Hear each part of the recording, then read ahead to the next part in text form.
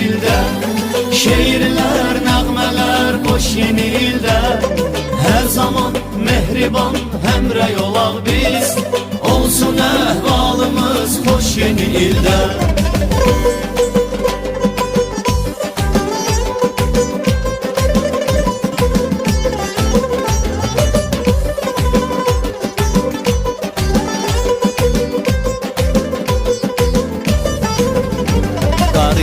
Qışın gəlməyi hər yerdə bilinsin. Təbiət soyuq olduqca ürəklərimiz isinsin.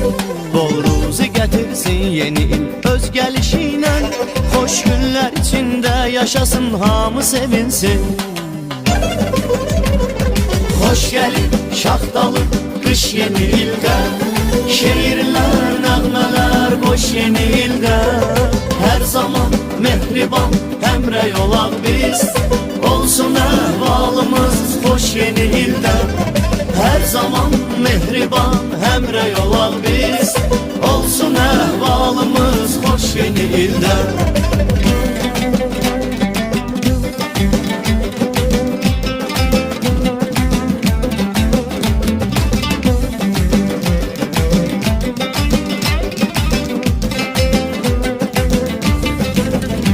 Gəl yolka quraq rəngli işıqlarla asaq zər. Ulduzda yanar, göydə yanan ulduza bənzər. İndi çağıraq şaxta baba, qar qızı gəlsin.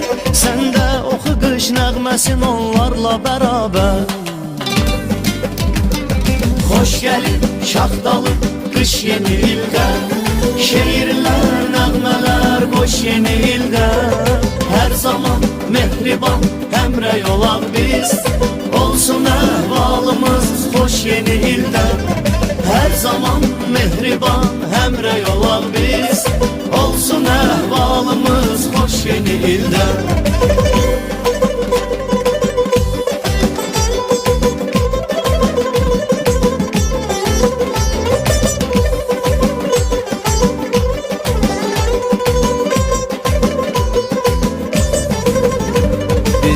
Yeni il akşamı bir başka olur tam. Bir qeyd edirik biz iki bayramı bu akşam. Odlar diyarında qarışıb bayrama bayram.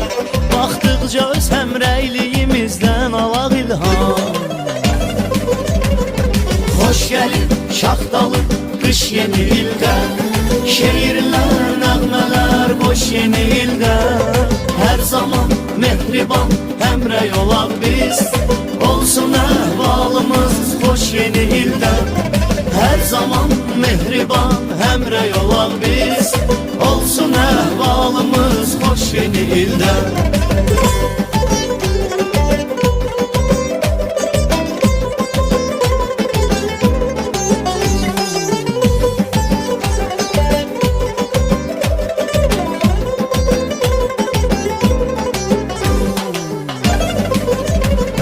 Xoş gəlib şaxtalı qış yeni ildə.